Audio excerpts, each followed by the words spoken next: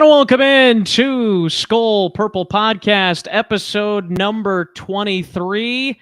The podcast by Vikings fans for Vikings fans. I'm Carson Schubert, your host, and along with Kevin Brown, who used to cover the Vikings for VikingUpdate.com, and he's followed the team for many years. And Kevin, it's always good to have you on. How are you doing here tonight?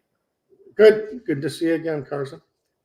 Yeah, it's good to be with all of you that will be joining us at some point, whether it's here while we're live or later on as well. Don't forget, you can send us a comment in the comment section or send us a question if you've got a question. And I'm sure I'll put that up later as people come in, hopefully, to watch the episode here today. And we also might be joined by Dryce Van Sloten here in a little bit as well. So always good to get both of your guys' thoughts on this team and what's going on.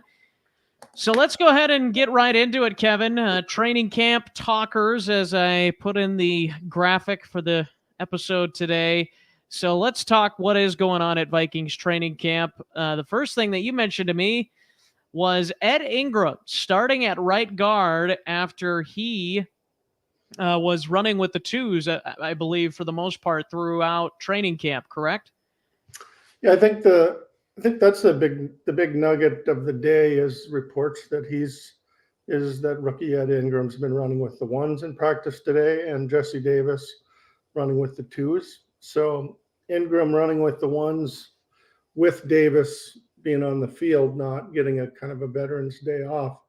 I think this could be the pivotal point in the ascension of Ingram into a starting role. I mean, we'll see, but it's not insignificant at this stage of the season. So Right. Yeah, and we already saw Chris Reed, the kind of the pseudo right guard slash, whatever, kind of a Swiss Army knife on the guards, and then also has been getting some look at center. We saw that transition happen last week where he started to get some reps as the second team, still behind Garrett Bradbury.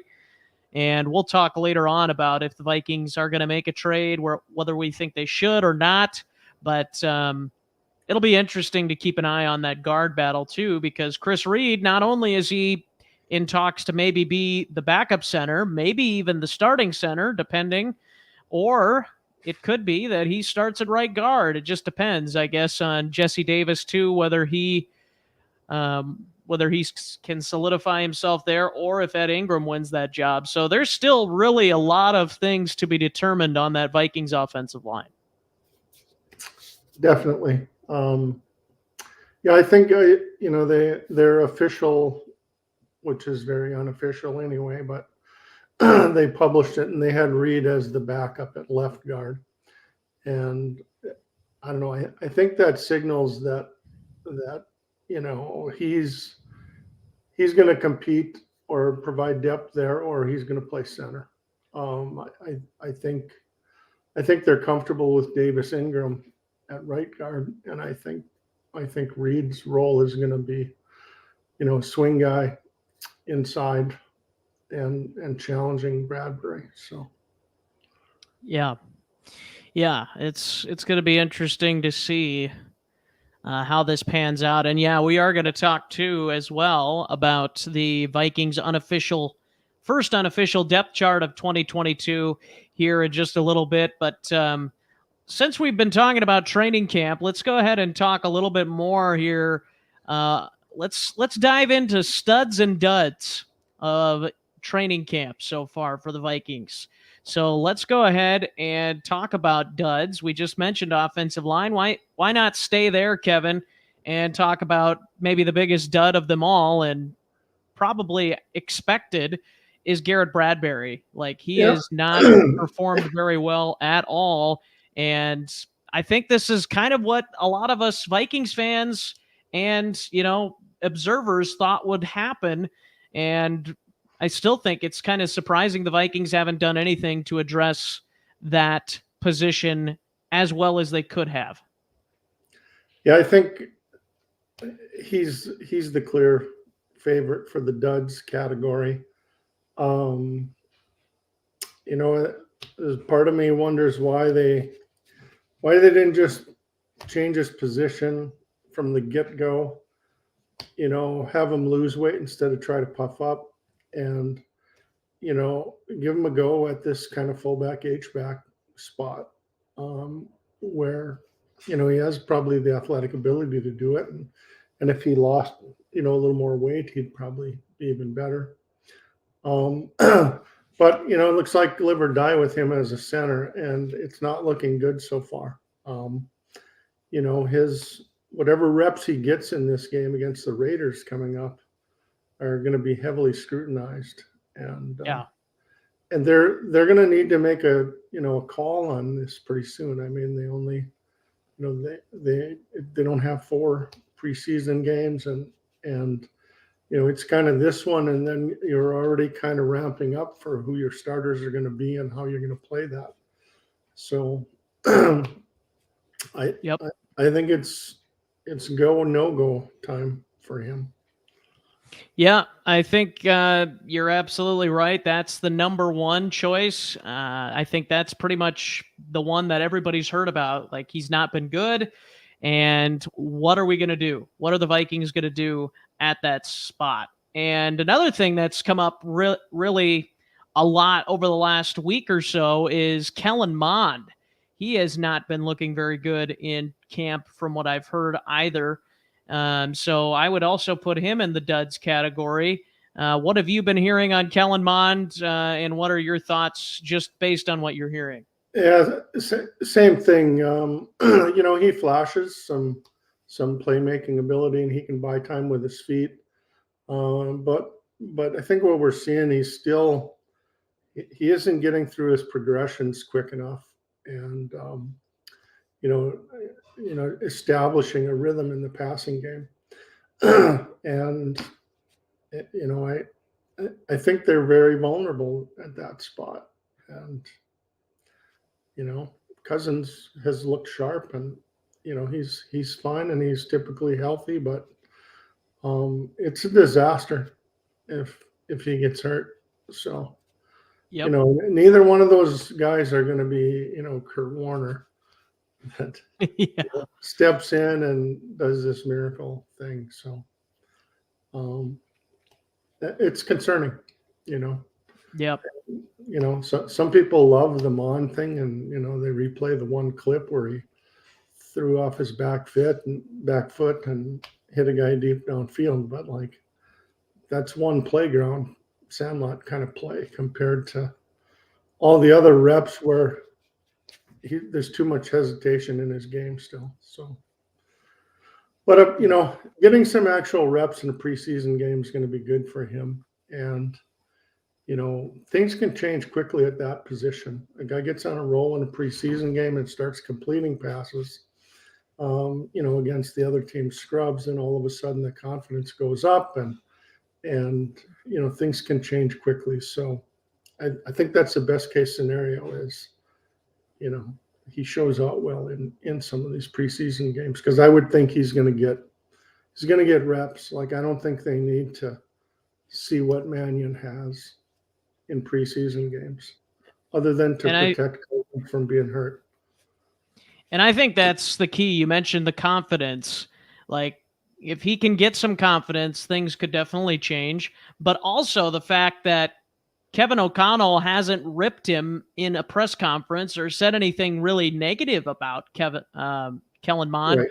or Garrett Bradbury for that matter. He did a really good job. I don't know if you were able to see that clip where he just kind of he danced tiptoed very very well around trying to criticize Garrett Bradbury. And so the idea that the coach is instilling confidence in these players, I think, is huge. Yeah. Because what good is it to rip your players? What good does that do? Exactly. And you saw that with Zimmer. Yeah, I think that's just kind of lazy leadership. To just be dismissive and throw a player under the bus. You're just never better off for it. The team isn't better off for that. And if you end up cutting the guy, you end up cutting the guy, and the cat's out of the bag then. But you didn't need to. There was no upside to ripping the guy, especially these young guys, that are still, trying to find their way. So Yeah. Well, and that too, like, not only did Zimmer rip Kellen Mond last year, but then back in 2016, was it? Or 20 no, it was 2017 or 18, the next year after, I think it was, that he ripped the offensive line. The next year, it was after the Philadelphia loss, I think, the following year after the NFC Championship loss to Philadelphia, where he ripped the offensive line for just he called them soft. And that's a group of players that you don't want to call soft because for a lot of reasons. If you can't connect with your players, on the practice field and in the building and motivate them, I don't think doing it through the media is a ploy that works ever. No. So if that's what it takes, then I just don't think you're doing a good enough job on the field and in the meetings. So Yep. Any other duds that you can think of off the top of your head, Kevin? I think maybe the tight end position you could put in there. I don't know what they've done. I haven't heard a ton from the tight end position since Irv Smith went down with his injury. So I'm kind of prone to want to put them in the duds category, but I guess I haven't heard a ton. Yeah, I think I think those guys have been about what they expected. I wouldn't maybe call it a dud, but I think another dud would be the fact that Wyatt Davis has done absolutely nothing to challenge for a spot. And I guess I expected more. Maybe he just doesn't have it in him, but I would think he would at least flash something. So haven't seen it. So yep, he's been with the third team pretty much all training camp, is what I've been hearing, and it sounds like barring some sort of a miracle, he is probably not going to be on this roster, the final 53. Yeah. And that's maybe he gets in a game and turns it on, but I don't know. It's just it's mystifying how little attention he's gotten to this point. It is interesting that much of the Vikings front office from last year didn't want to draft Wyatt Davis, but then Rick Spielman was just like, I want him. He's my guy. I'm going to go get him. He got him, and here we are. He hasn't played meaningful football since he's been drafted by the Vikings. Yeah. So, and I have to believe the scouts not being as high on him as Spielman was has to do much more with, the character and love of the game and passion than talent or anything. I mean, he was an All-American player at Ohio State, and he has the talent. But to say that he was, had an undraftable grade, those scouts that are on the road and talk to people and make the school visits and all that, for them to have been on such a different page as Spielman, I think it's much more. It's an intangible issue more than it is a talent issue. Yep, I agree. Well, I think that does it for the duds. Let's go ahead and move over to the studs because we all enjoy it when we can talk about better things. And so let's go ahead and do that. I've heard nothing but good things by Justin Jefferson so far in training camp, and not a surprise. I mean, I think that's everything what we would have expected from Justin Jefferson. And I've heard good things about some of the other receivers as well. Amir Smith-Marset, I've heard some good things. I've heard some good things about the other Osborne, parts of the KJ offensive Osborne. line. What's that?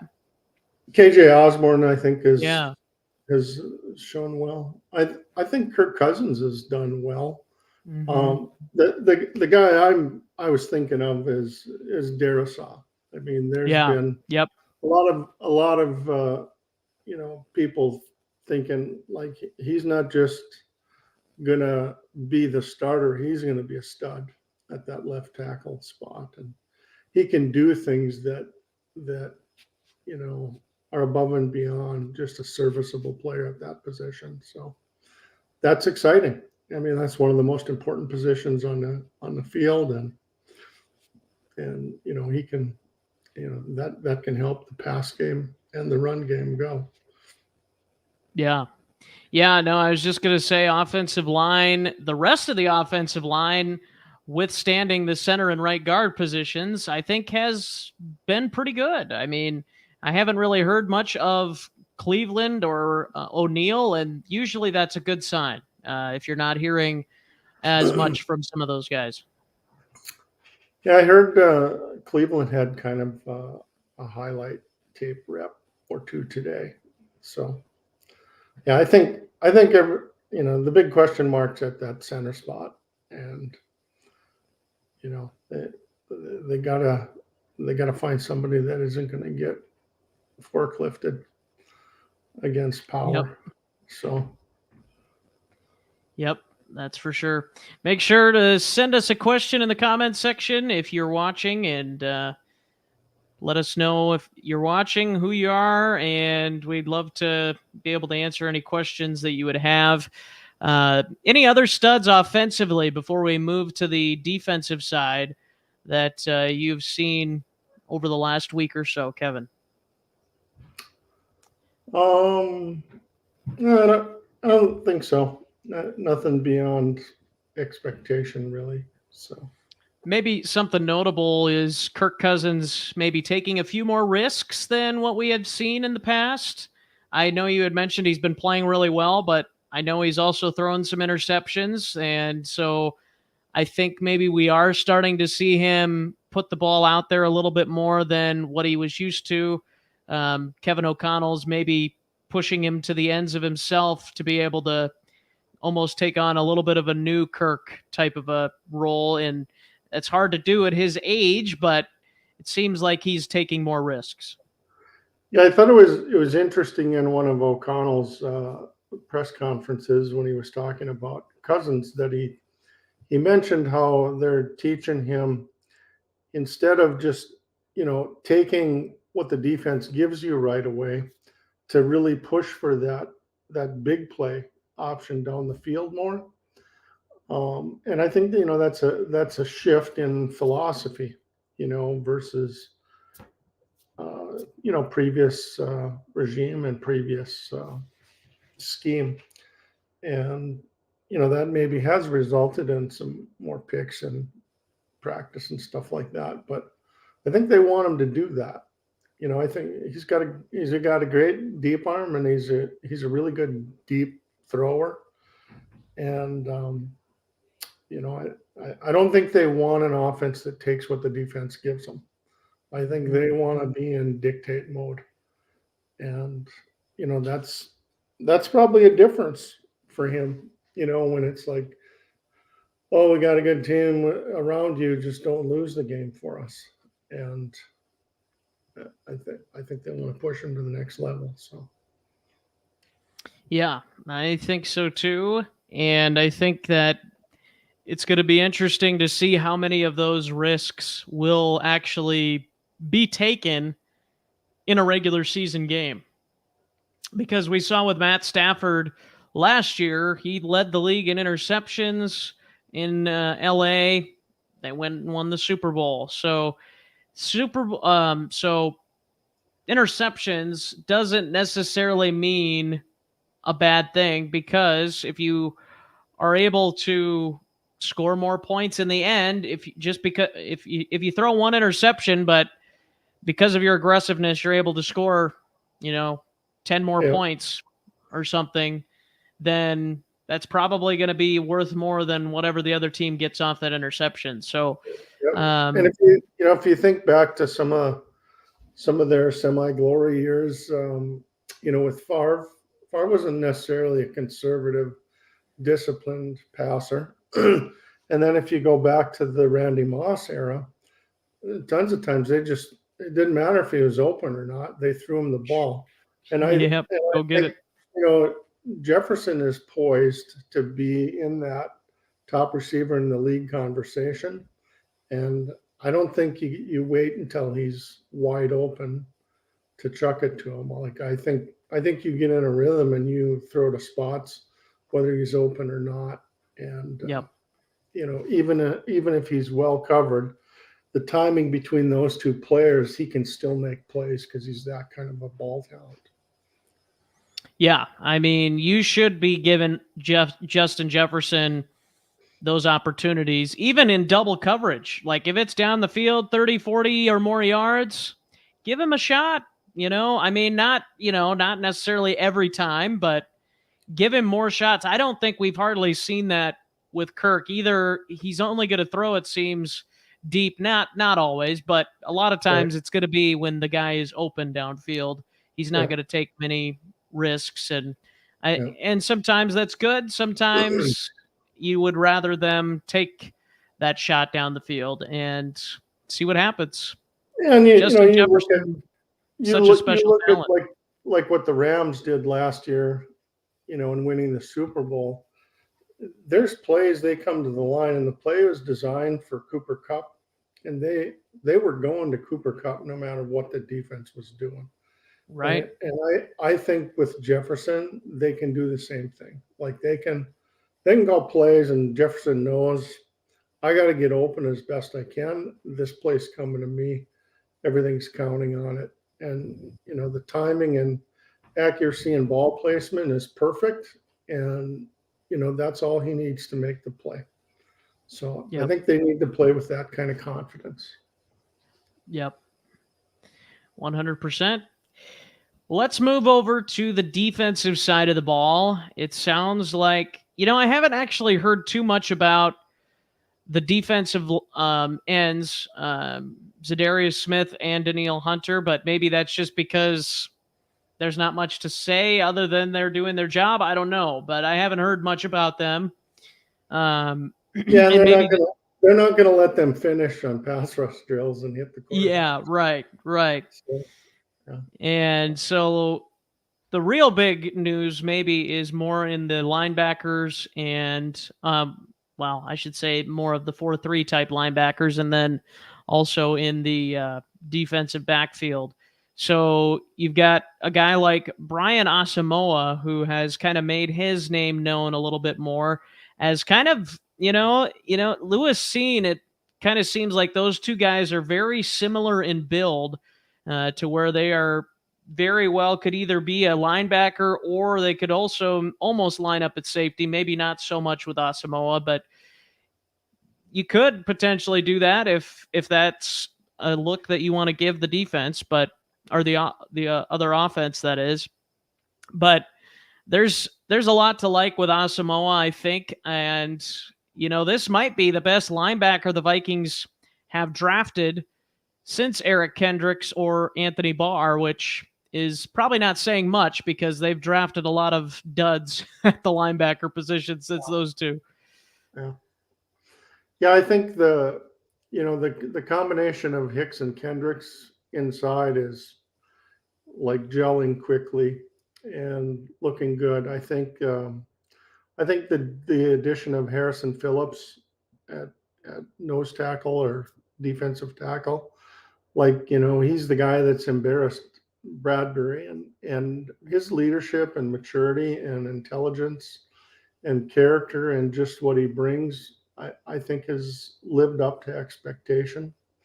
And I think a lot of those, these guys that were maybe could go either way in the secondary, it seems like their arrow's pointing up again. Like Dantzler, for example. Did he peak as a rookie? And it seems like he's totally gotten his confidence back.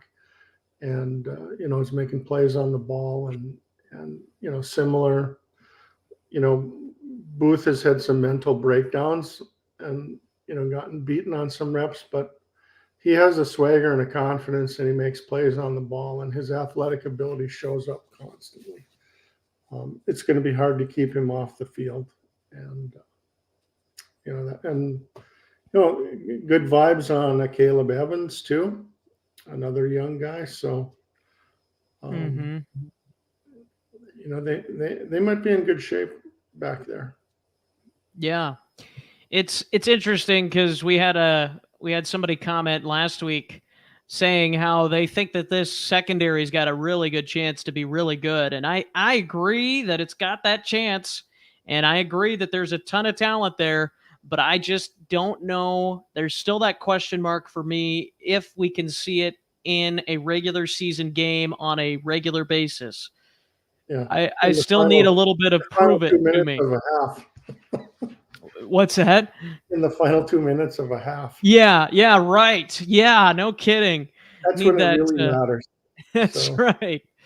That's yeah. right. So maybe we should start. Maybe I'll have to look at that next week when I go to training camp for the San Francisco practice. Like, how's the Vikings defense doing in 2-minute drills? Yeah. We'll have to keep an eye on that. But And are they getting pressure? That's the key. I mean, they schemed for a lot of pressure last year, and I think they actually had pretty good sack numbers last year. But they did. They could not cover anybody in the clutch, and it killed them. So it's amazing how much that went down though when Danielle Hunter went down, because he had played 7 games, and the Vikings were actually really good, top 10 in defense in some categories. And then he went down, and the pass rush suffered, as well as the defensive backfield, which wasn't good to start with anyway. Yeah. And we saw it really suffer once that pass rush of Danielle Hunter went down. So I still think that's going to be very critical for both Danielle Hunter and Za'Darius Smith to stay healthy, because, boy, if one of those guys goes down, I don't really know how much consistency you're going to get out of that position. And, you can say what you want about DJ Wanham, but he's not half the player either one of those guys is. No, I think O'Connell and Donatello are going to have just as much trouble as Zimmer did if those guys go down. Hunter could disrupt no matter where he lined up, and when he went down, they had to scheme guys free. Like, that's why Wanham had the productivity he had, was usually he was schemed free, and he didn't beat the guy. He just, he was just there to make the play and collect the sack. And those guys staying healthy is huge, because the drop off after that, and you can have all the positive vibes and philosophy stuff you want, but you need impact players to disrupt, and those are 2 guys that do that, and the drop off is big afterwards. So Yep, that is for sure. I've also heard some good things about Cam Bynum, and it doesn't sound like he's going to be giving up his starting job anytime soon. However, like we've already talked about probably at length, I think there's going to be definitely some room for Lewis Cine to get in to games, whether it's as a third safety, maybe will linebacker, whatever you want to say. I think there's definitely going to be some times where Lewis Cine just kind of brings in a new wrinkle for that defense. And I think that adds so much to this defense that maybe we aren't even talking about enough. And then you bring in Brian Asamoah, kind of that same mold in some regard.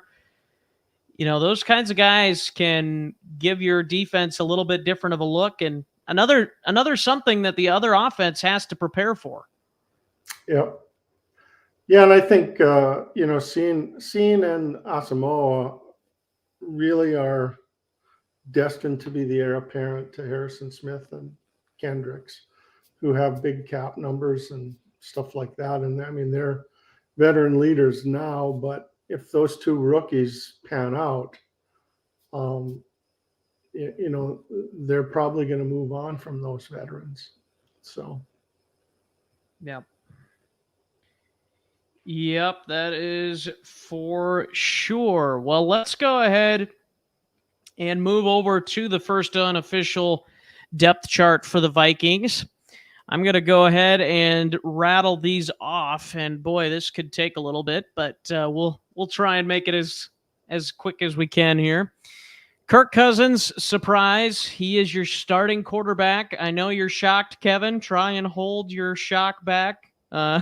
He's the starting quarterback. Kellen Mond or Sean Mannion as the backup, which I think the phrasing there may be the most interesting thing. I think a lot of people have probably talked about that already, but Sean Mannion or Kellen Mond.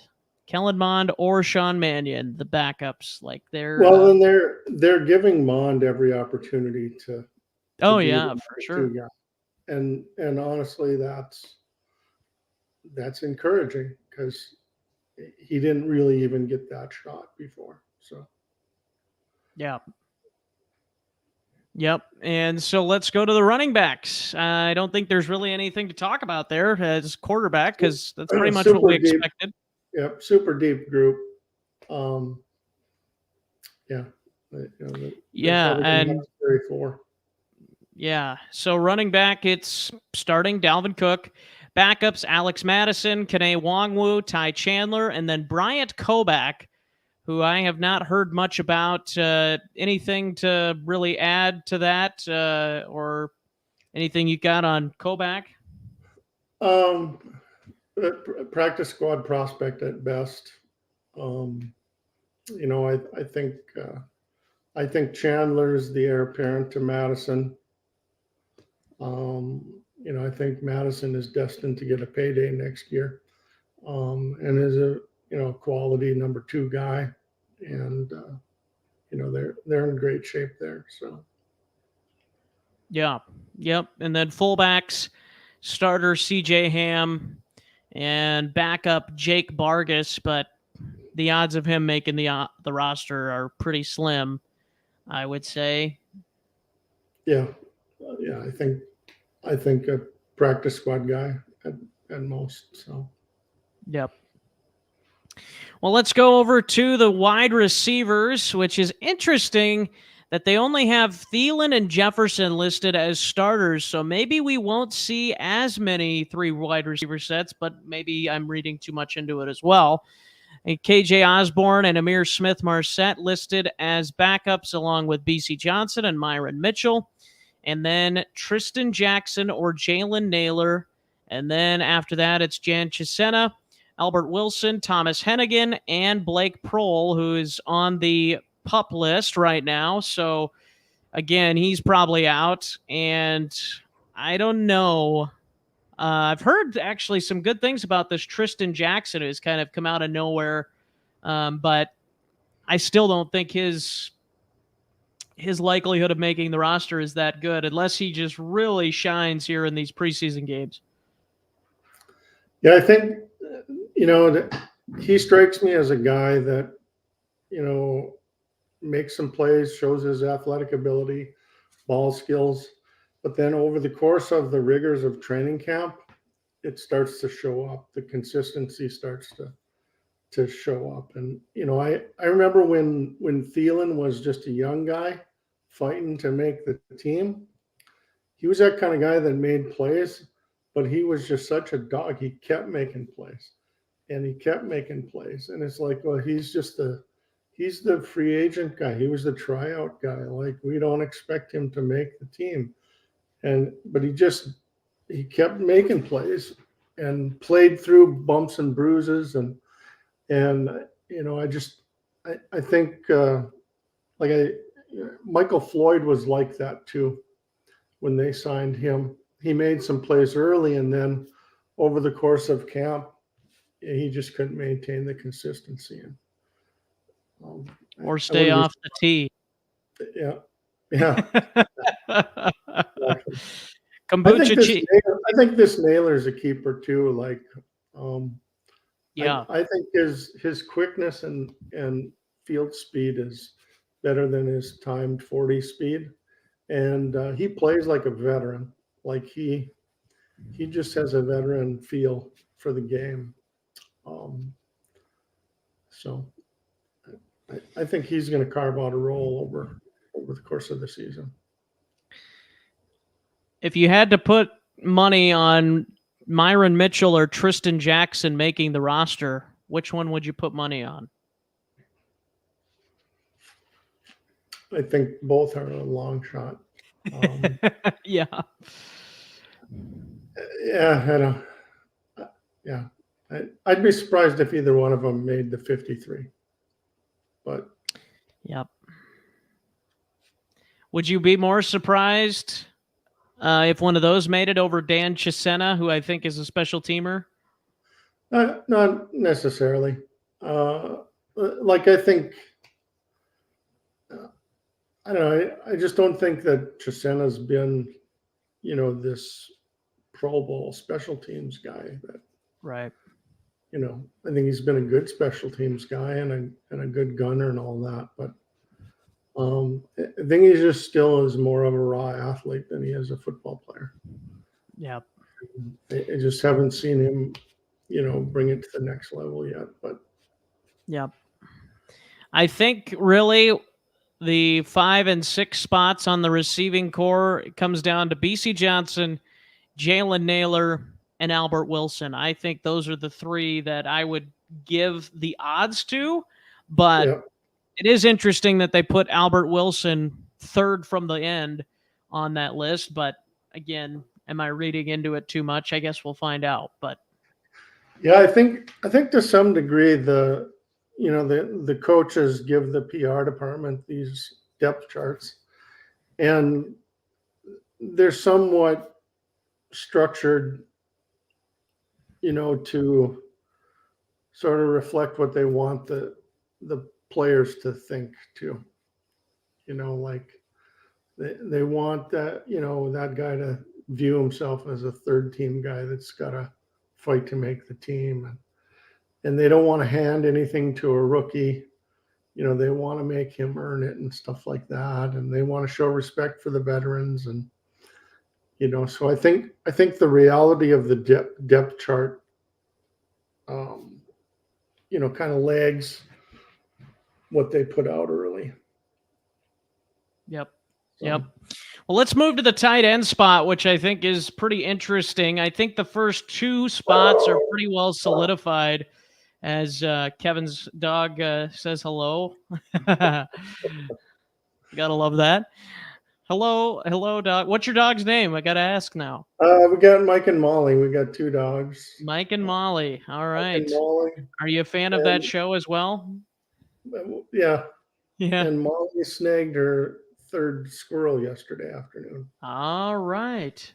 Yeah. All right. So, Very good. Well, my cat got a mouse probably about a month ago, so she'll have to catch up to Molly on the mice front and not so much on the squirrel front, but yeah. very good. Well, let's go to the tight ends. Irv Smith Jr. and Johnny Munt. I think those guys are probably locks to make this roster, and maybe not so much with Munt, but I mean Smith. I mean, like if he doesn't make the roster, like call off the season. I don't think there's any way. It would be injury related. Right. With Yep. So. Yep. So, and then after that, there's a battle for tight end 3 between Ben Ellefson, Zach Davidson, Nick Muse, and Sean Byer. And I have heard absolutely zero about Nick Muse. I have not heard anything, and maybe I'm not looking hard enough, but I haven't heard anything good or bad. So my guess is he's doing okay, but my impression there is that they like him and they want him on the practice squad. and that Davidson has flashed enough, and they're comfortable enough with Ellefson as a possible third string guy. So they just want Muse to get reps, and they aren't really working to incorporate him into the offense or anything like that.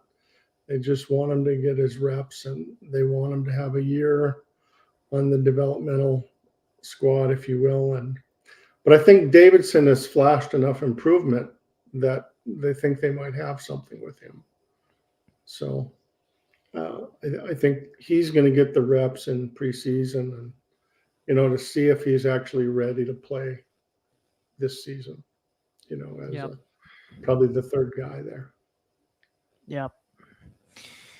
Well, let's go to the offensive line, which has some stars and some, studs and duds. We'll just go back to that. Left tackle, Christian Darasaw, Brian O'Neill on the right side, and then the backup tackles as of right now, Blake Brandel, Ole Udo, Vadirian Lowe, and Timon Paris. And I may be saying that wrong, but I think he's definitely the least likely to make the roster of those four of the backups. Any thought on any of those guys there? I think, I think Lowe is similar to Muse. Like I think he's being groomed. Like I don't think, I don't think they see him as a guy that there's any chance that he's going to beat anybody else out at this point.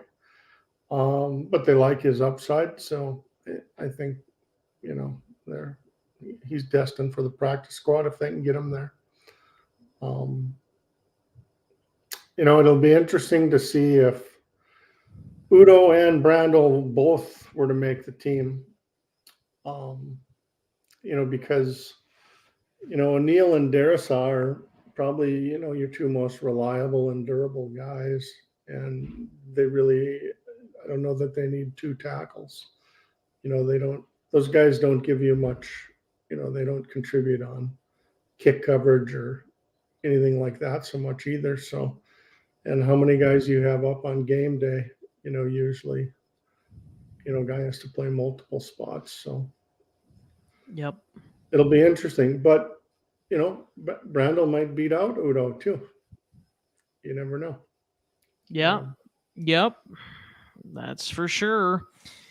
I think it's going to be interesting to see. I think Udo is probably a lock, as much as weird as that is to say, just because he didn't play well last year, but he also got put in a position that he was not probably meant to play. But or at least not as quickly as he got thrusted into it. So I think he probably makes it, and then maybe Brandel, maybe Lowe. But yeah, like you said, I think if anywhere they might keep more depth at guard or center, where we could see, you could see Ezra Cleveland. So we have here's the starters. You have Ezra Cleveland, Garrett Bradbury, and Jesse Davis, the interior of the offensive line. And then you have Chris Reed, Austin Schlottman, and Ed Ingram, the second team behind those guys. And then it's Kyle Hinton, Josh Sokol, and Wyatt Davis. And I would put Hinton and Davis pretty low at making the roster, but maybe Sokol, and maybe he's more of a project. Yes, try and stash him on the practice squad, but I think he might have a chance just because he's really the only true center as a backup, really, because I think Schlottman even played more guard than center, didn't he? I believe so. Yeah, I think. I think the backup center is going to be a guy that can play guard and center, and they aren't going three deep on these spots for the active roster. So these guys running third team, like right now, is their time to make a move. Because the reality comes down to when they have to make cuts, like that's, nobody's going to carry three centers or three left guards or three right tackles. So, yeah. That's for sure. And so that But it's brings better. us, It's better than it has been. I mean, yeah. all these guys feel better than Dakota Dozier being next man up. So, Sorry, Bears fans. well, he's hurt for them now. So, Oh, well, maybe there's hope then for them yet. But it's, I agree with you in that sense where and at least there's three positions on the offensive line where you're pretty confident. Like, I don't even remember the last time that we could say that about the Vikings offensive line, where we have three players on the offensive line who are pretty well solidified starters. And, if you had to rate them at a confidence level, you'd probably say you have an 8, maybe 8 out of 10 confidence in those three, and probably 9 out of 10 with Darisaw and O'Neal, and maybe even higher with O'Neal, 10 out of 10. And then, maybe you'd say a little lower with Cleveland, but I still think that's pretty high there. But yeah, I guess I'm just thrilled we have three spots filled that are pretty well slotted in as starters, but obviously we would like to see that continue to improve, and it might not be until next season that we see that um, yeah, come to fruition. But yeah. defensively, let's go to the defensive ends. And listed as defensive end is Dalvin Tomlinson and Armon Watts as the starters. And then the backups, Jonathan Bullard, James Lynch, Jalen Twyman, Ezzy Atomwo, and Julian Taylor.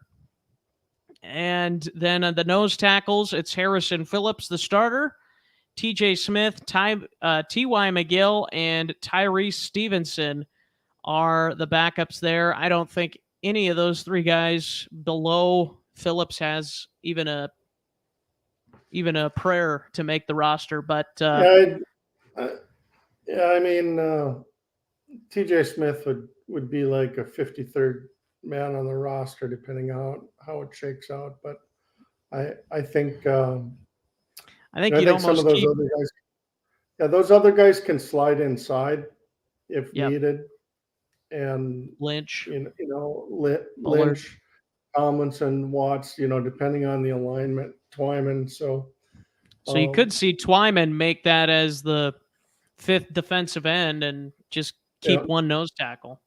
yeah, yeah. I don't. Yeah, the way the depth chart looks right now, I don't see a pure backup nose tackle making the 53. Yeah. Anything else stick out to you about that list there? No, that's if they have money left, that's the one spot. We're adding a guy like Ndamukong Suh, which supposedly they're miles apart on a contract, and that isn't so shocking.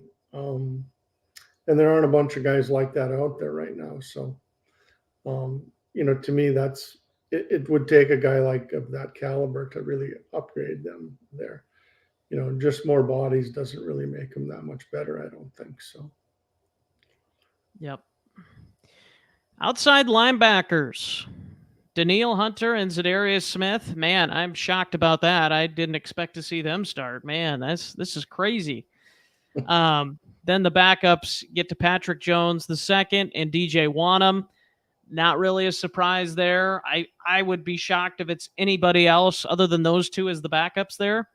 And then here's the other guys. You got Luigi Villan, I think that's how you say that, and Janarius Robinson, Andre Mincy, maybe, and Zach McLeod are the four other guys competing for that backup spot. But again, I don't know if I see any of those guys making it.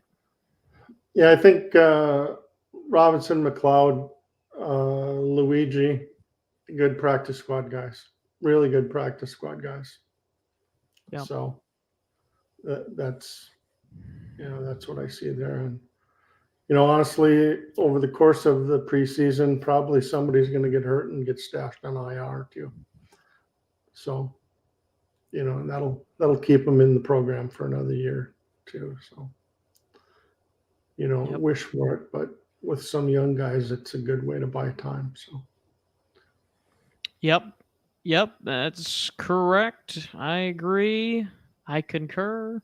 Moving on to inside linebackers, Eric Kendricks and Jordan Hicks. Middle linebacker is Kendricks, and then starting weak side would be Jordan Hicks. And then backups currently listed, Troy Dye is the backup to Kendricks, his twin, as I've made a comment on that before. And then Brian Asamoah the second as the backup weak side to Jordan Hicks. And I know, Kevin, we talked about the twin thing, and we know that it's not based on their on-field play. It's just the looks. It's just the looks. it's just the look. Yep. What do you think of that inside linebacker core with those four? And then we'll talk about these backups that could be competing there. Well, so I saw today Chaz Surratt made a play. He made a play. Wow. Like split the gap, got in the backfield, and made a disruptive play. And he has all the athletic ability to be that guy. It's all about instincts and reaction and all that stuff. So if the light goes on for him, he could emerge. But that's the first anybody's heard anything about him since the Vikings drafted him. So he's going to have plenty of opportunity though here in the next couple of weeks. Yeah. So because they're not going to want Hicks or Kendricks to get a bunch of reps in preseason games. So these guys are going to get a lot of, these guys are going to get a lot of work. So. Yeah. Yep. And we'll get to that too here in a little bit. All right. And then the four backups, you mentioned Chaz Surratt, Blake Lynch also in there, Ryan Connolly, who's also on the PUP list, and then William Queniku. I think I butchered that, but those are the other three names there. Blake Lynch, I think Mike Zimmer kind of liked him last year, but I don't know if he makes the roster this year or not. You would think that Chaz Surratt maybe has a little bit better chance than him to make the roster. What do you think? I would think so. Just that the upside is higher, the ceiling's higher for Surratt than it is Lynch. But it'll probably come down to who contributes on special teams, and that'll be important for really everybody at that position to make the team. Yep. So. Well, let's go back to that talented backfield on the defensive side, the cornerbacks and the starters. Not really a surprise at the moment. Patrick Peterson and Cam Dantzler. Apparently now Cam Dantzler goes by Cam Dantzler Sr. I don't know if he gave birth to a son. Well, obviously he didn't. His wife gave birth, or his girlfriend, whatever, gave birth to a son. I might need to go back to school for a day, but let's go ahead and say, I there's nothing we didn't expect with that. And then Chandon Sullivan's locked in probably as your slot guy. And then Andrew Booth Jr. is listed. And then it's Chris Boyd, Caleb Evans, Perry Nickerson, Harrison Hand, Nate Hairston, and Ty Smith. And you were just talking earlier, you think Evans is probably locked in. Andrew Booth Jr., it would have to take an absolute awful next couple of weeks for him to somehow get cut, but I don't see that happening. Right. So I think really that fifth spot, and maybe there is six. I don't know. Maybe they keep six corners. But that fifth spot would have to go, well, actually, to Evans. So I guess there would have to be a sixth guy if Chris Boyd, Perry Nickerson, Harrison Hand, Nate Hairston, and Ty Smith are competing there. So, I guess what are your thoughts? Boyd is easily the most talented guy there. But he just hasn't been reliable, mentally. So, But he's talented. So if if they're confident in him, he probably does make the team because you just can't have too many corners. Do you think they keep 6, or do you think they roll with 5? I would think they roll with 5, but they could keep 6. Um, and I think that it's kind of competing with what they see as the depth at linebacker too, and who makes an impact on special teams. Right. So it could be Chris Boyd competing with Troy Dye for a roster spot, and Yeah. Um, neither one of them could make it, but I think that's kind of what it comes down to is who contributes on special teams. Yep. All right. Well, let's go ahead and move over to safety. And I think we can safely say that Harrison Smith and Cam Bynum are your top 2. And they're listed as the starters. Lewis Seen, kind of your third man, I guess, if you will, in the safety room. And then Josh Metellus. And it seems like the Vikings are going to keep 4 safeties. And so that really probably takes off that 6th corner if they do keep 4 safeties, I would say anyway. And then there's Miles Dorn and Mike Brown also competing for that 4th safety spot. Yeah, I think they'll only keep 3. Okay. But talent-wise, I think you definitely would want to see them keep one of those corners over safeties, but yeah, I think so. But I think they keep 3 on the 53, and then they'll probably have 2 on the practice squad, and the guys will it'll be guys that come up every other week, whatever, and probably dress in our special teams guys and stuff like that.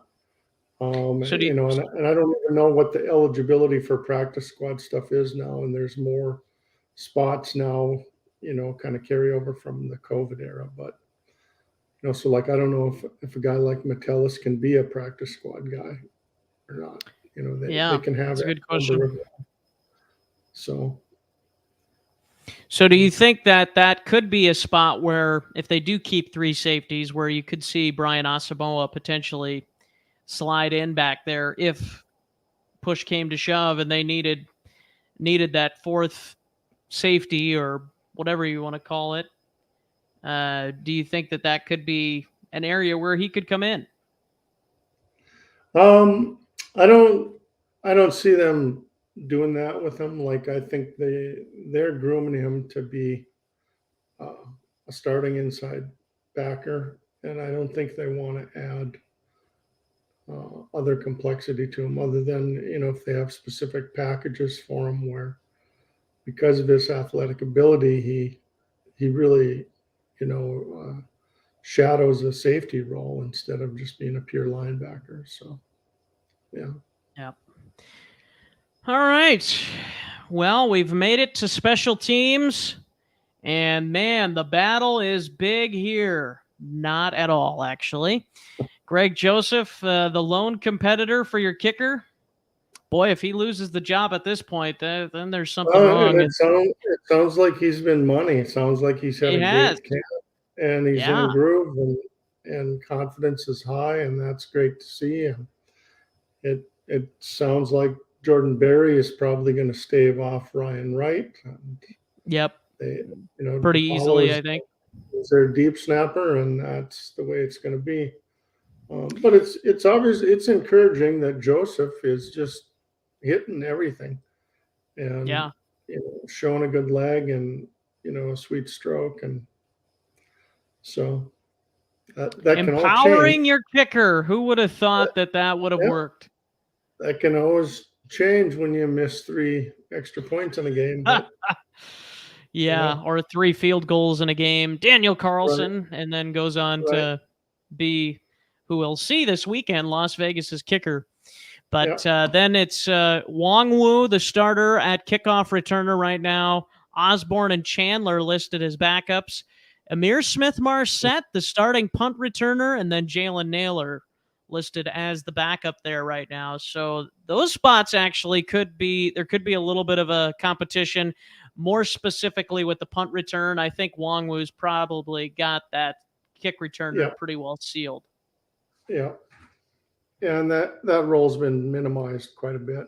Although, in spite of that, Wongwu, Yeah, really stood 2 out there. returns So, last year. Yeah.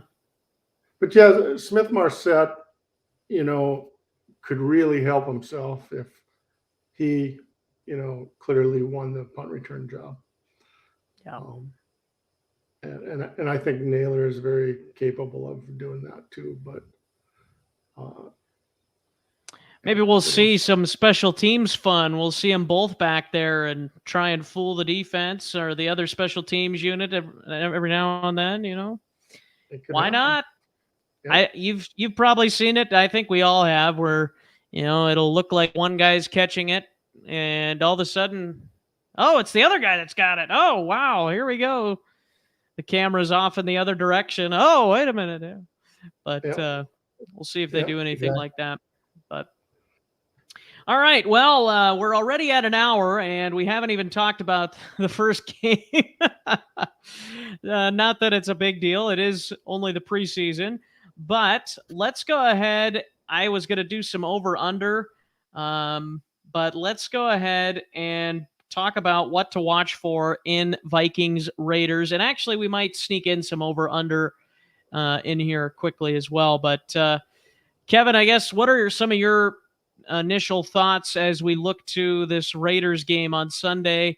Do you expect anybody that is going to be a starter for the Vikings in 2022 to start in this preseason game? Um, well, I think they'll have plenty of guys that start, but like a series or two, and then they're done. And then we're gonna see, the number twos and guys really competing. Um, but I think it's important that they do well in this game, to set the tone for the new coaching staff and all. So, um, it'll be fun to see the reps, how some of these young guys do against a real live competition. So,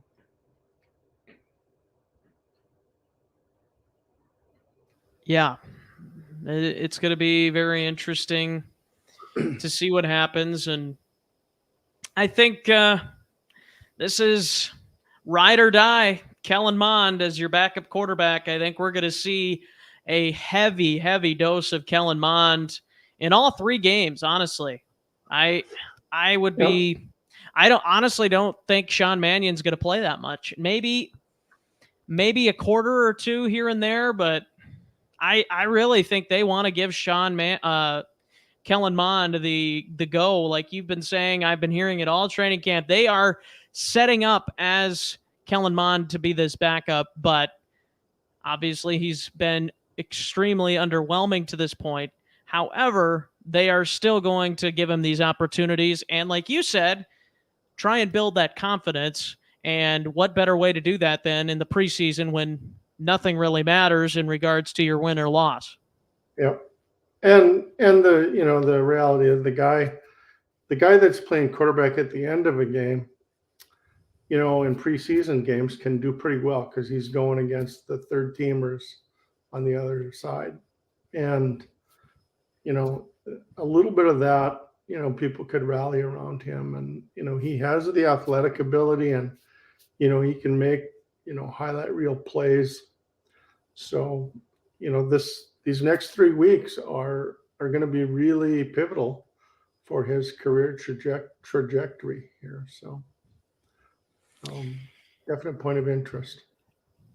Any other things that you're looking forward to watching? And I guess we kind of covered some of this already with the roster stuff, but is there anything else that you're like, man, this is going to be fun to watch or interesting to keep an eye on as the Vikings play the Raiders? Yeah, for me, it'll be the young guys. Like I'm interested in watching every rep that an Ed Ingram takes. I'm interested in, guy like an Andrew Booth, like what does he do in his reps? Because these are guys that have big time upside, that can really, be impact guys when, as soon as they're ready. So, similar with Scene, like, does he get a chance? Does he make some plays? Does one of these other guys that, do they emerge?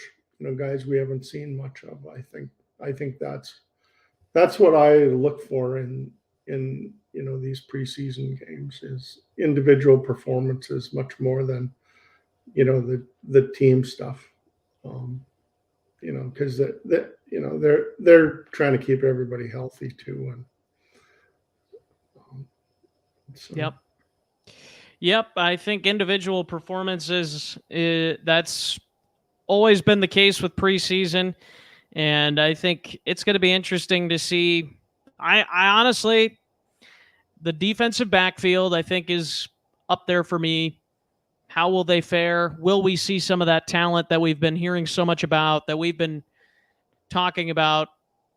Is that going to come to fruition? Are we going to see big plays made by this defensive backfield?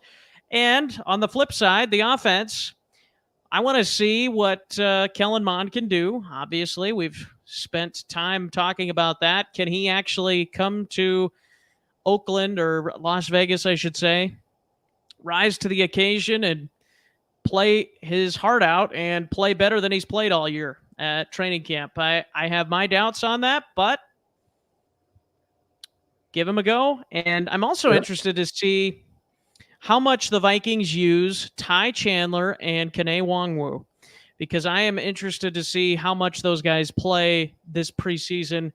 I think, to be honest with you, I don't know how much they're going to play Nwangwu, because I think they know his injury history too, and also that he's slated as your kickoff returner for the year probably. So how much do you really want to get him hurt in a preseason game? I would have my doubts that he's going to do much, but I could be wrong. I think Ty Chandler, and then the other running back that we talked about here today, the running back, Kobach.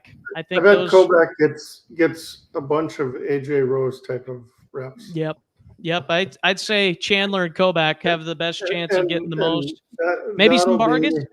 Yeah, he'll get a lot of reps because they just don't want any of those other guys getting hurt. So no, and that's smart, because I think I've talked with somebody about this, where I'd say running back and tight end maybe are the top two positions on the field that probably get run through and injured the most in the league. I'd say those, and maybe you'd have something different there, but I think tight end and running back are probably the two most injury prone positions, or the two most likely positions to get injuries at. So I think using your best guys in the preseason is probably not a good option.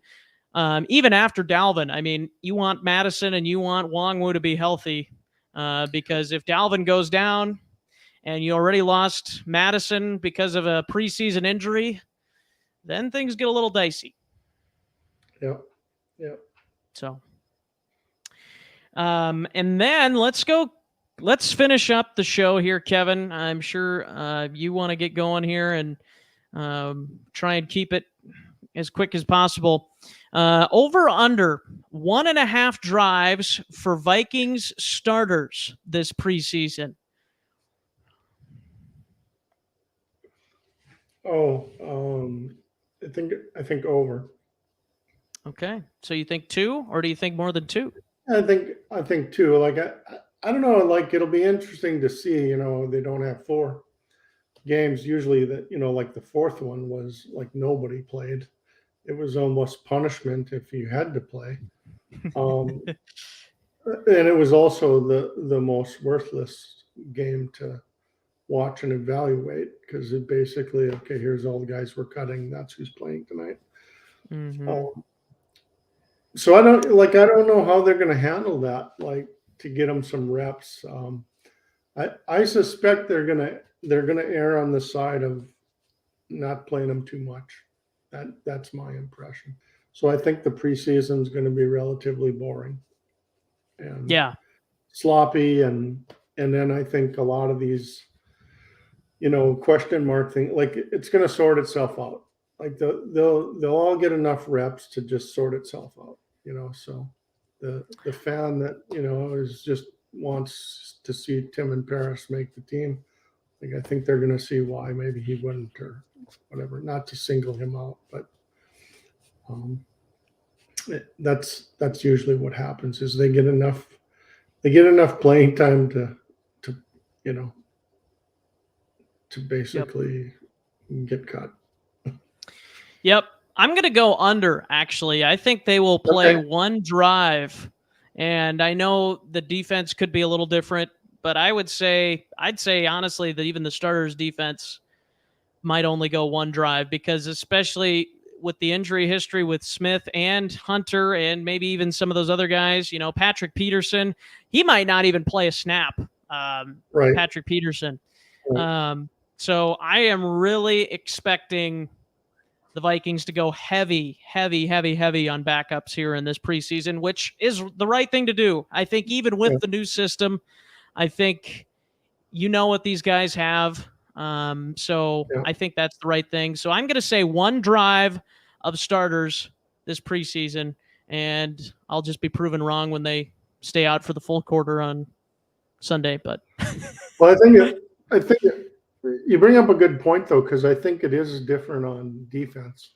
Like I really do think that they just aren't going to show anything, and they're working on the scheme, and they already know who's going to be a key role in that stuff, and they'll give the young guys the opportunity to get the reps to learn and gain experience, but they don't need to see Tomlinson, Harrison Phillips, just about anybody who's a starter on that defense right now. They don't need to see any of those guys. yep. So Yep. I think Over the young guys will get a lot of rep there. Yep. Over 2.5. under 2.5 touchdown passes for Mond here in the preseason. The whole preseason? Yep. Oh, definitely over.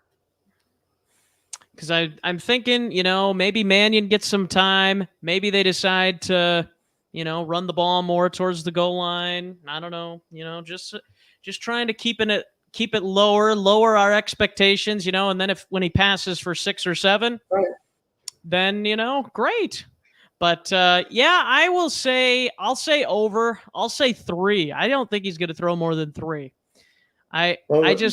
The beauty of all this over under stuff is you always peg it just right where it's difficult. Yeah. I've been taught well. Thank you, Vegas, I guess. If you said 7, well, then I think we'd be going under. Yeah. So 2.5 is right at the fringe of our modest expectations. So. Yeah. Yep. Now the flip side of that, 4.5 turnovers. I put that higher just because I've heard things at practice. So I'm putting 4.5 turnovers because I've heard things with the snaps too, that Mond has had some struggles with snaps. Yep. So 4.5 turnovers in the preseason for Mond. I'm going to say under here, and I'm really doing this well. I'm going to say 4. Yeah, I think I'm going to put the rose-colored glasses on here and say under as well. I'm going to say like maybe only 2 picks. Like he does, He does okay. So, all right, we'll see. That's what we're hoping for. He could throw 2 picks on his first 2 throws, but yeah, it was pretty close last year with the first and only throw he made. But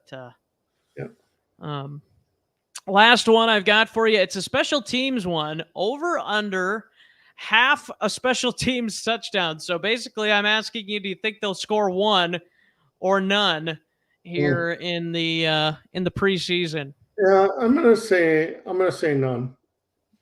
Like I don't think they'll use their guys, or like I don't think Wong will get a shot at it. And, yeah, I just don't think so. I think Jalen Naylor's going to return a punt. There you go. I think Jalen Naylor's going to return a punt this preseason.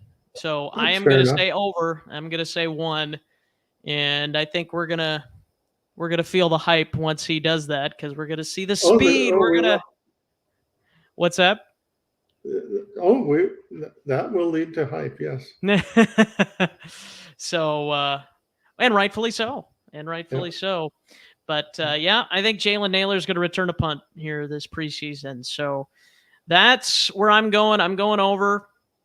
And that is pretty much it for the show here today. Final statements, Kevin. Any last things before we head off for the night? Anything on the Vikings preseason game against the Raiders? Anything from training camp? Anything as we look at the season coming up as a whole? I think expectations are high and should be high, and but all this positive energy has to translate into plays on the field, and it is going to come down to the players making plays. So, but I think they're a talented team and they should get better as things progress. It'd be great if we see flashes of who's going to do that right out of the chute, in this first preseason game. We see guys, ready, ready to contribute this year, whether that's Ingram or, a Booth or a Lewis Seen or any of these young guys, or second year guys that, kind of languished last year. So, Yep. I have been on the record saying 10-7 as the record for this team, and that's where I'm sticking. Just because I think there's just too many unknowns in certain spots. But I think if everything goes well, I could see 11. I still have a tough time seeing 12. I still think there's going to be too many kinks to work out with this new offensive scheme and defensive scheme. I think that gets lost a little bit sometimes when we talk about this team. There's a new defensive scheme as well. yeah. So I think with those two factors in there and the fact of some of those unknowns, will this defensive backfield be as good as we're hoping or the potential that it has to be? Garrett Bradbury, the center spot, worries me. Right guard worries me. Ed Ingram does give me a little bit more confidence, though, I will say. So I think with that, and then the depth. Like, the depth is very concerning in a lot of areas, defensively especially. And so if there's even one or two guys defensively that goes down, you're going to be in trouble. So that's, again, why I'm being modest here in my 10 wins, and maybe that's even a little bit of a stretch. But I think I've been on the record saying 7-11 is kind of that sweet spot, and I'll go with 10. And I think if everything goes well, 11 wins. And I'll have Green Bay with 11 wins, and we'll go with our official predictions later on here before the regular season starts. But I think I have Green Bay winning the division still with 11 wins. Vikings at 10, making the playoffs. I'm not going to get into playoff predictions right now, but at some point we can do that. But that's kind of how I feel. I'm optimistic, but cautiously optimistic. So, Well, yeah, you're a true Vikings fan then. That's right. And here at the Skol Purple Podcast, we are a podcast by Vikings fans for Vikings fans. And so make sure to subscribe to our YouTube channel, Skol Purple Podcast. Follow us on social media at Skol Purple Pod. And yeah, thanks for watching. Kevin, thanks for joining. And we'll come back next Thursday is the next show. I'll make a programming note there. Next Thursday, we will be live again here on YouTube. I'll have some training camp content, hopefully, for you from the 49ers practice on Wednesday. And so looking forward to that and looking forward to joining you all again next week. So, Kevin, thanks again, and Skol as always. Skol as always.